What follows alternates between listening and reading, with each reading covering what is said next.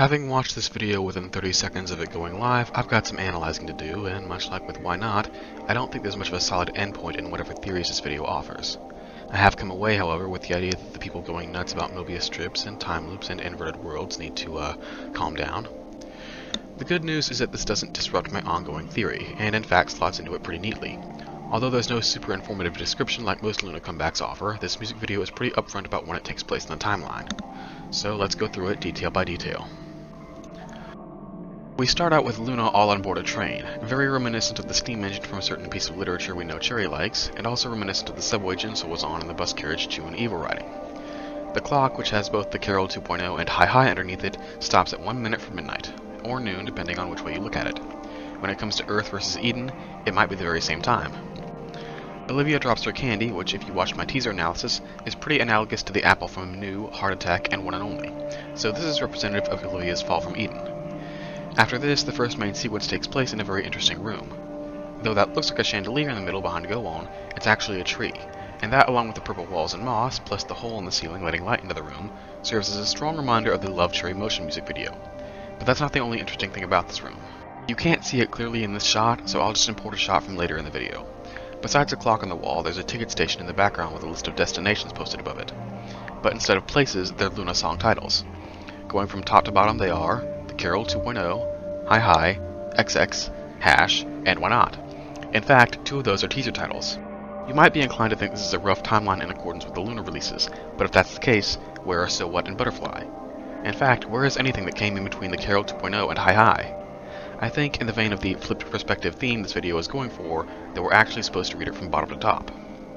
Do that and things start to align themselves.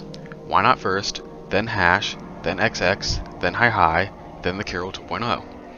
All of these titles take place just before or concurrently with the eclipse that signals the apocalypse at midnight, and thus the end of the world that I discussed in my last video. Olivia picks up her weird heart candy, which is now glowing, and finds plant life and glowing butterflies filling the cabin. LOONA start looking out the window, seeing something fun, and leave the cabin. Separating into 2 groups, they run out into this new world. They run through the linen sheets and investigate the local flora and fauna. There's 12 of those linens, and a pair of doors, one of which is orange, and the other of which starts out white before turning purple. There's also a unicorn statue sitting around, calling to mind the deer statue Vivi finds in Every Day I Need You, and there's also orange and purple Mario Brothers pipes sitting around.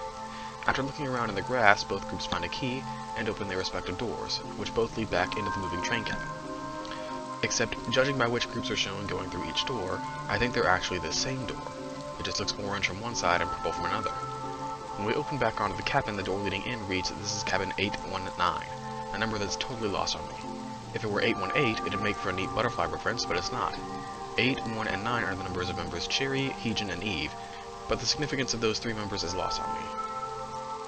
The cabin, which was white with green accents, is now pale pink with blue accents.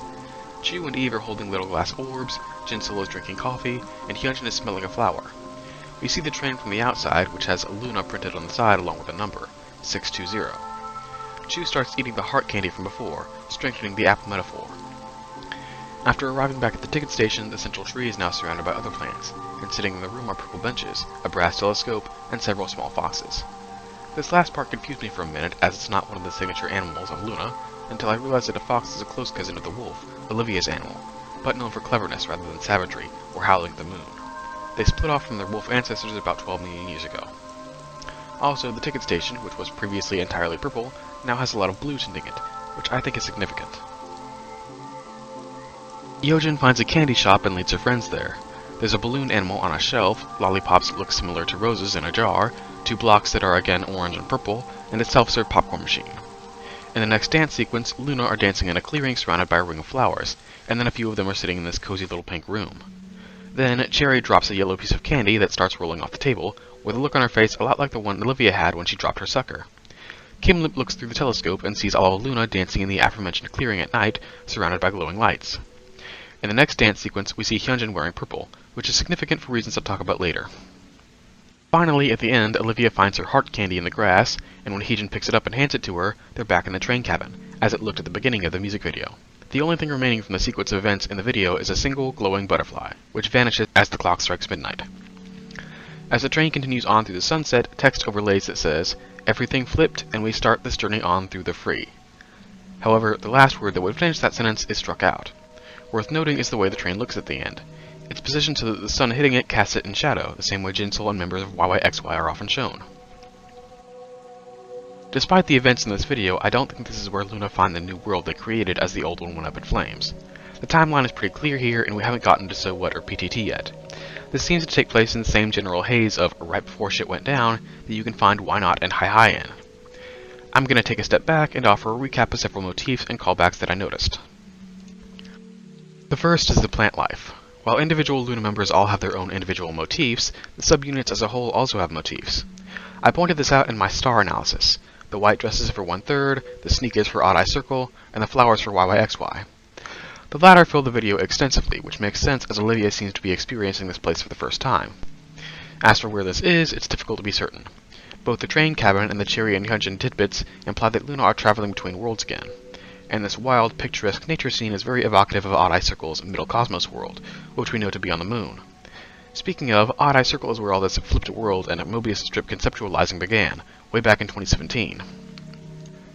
And if we are on the moon, that would fit a pattern so far. In each scenario, we've seen the group's full completion at a key moment from different angles. So What was the eclipse and the moon falling from the point of view of Earth, while PTT showed that same event, but on the moon itself. This could be a similar setup. Hi Hi showed us the rosy side of that grand union of LOONA meeting each other before everything went down, and now we see what that would look like on the moon. I don't know, I'm throwing darts at a wall here. If the Mobius strip theorizers really want me to throw a bone, here's what I think is the key to the plot of LOONA, if indeed we have such a thing. Imagine a scenario like this. You are in a room with two doors. One, orange in this case, can only take you to one place, and will never change. The other door, colored purple, can take you to many places, or perhaps any place. But there is a place you're trying to reach that you can only get to by going through the orange door from the other side. Do that and you win the level. Maybe something good happens, or maybe something bad happens. You can return to the threshold between the doors at any time, but you have to navigate the places available from the purple door to eventually find the orange door's other side.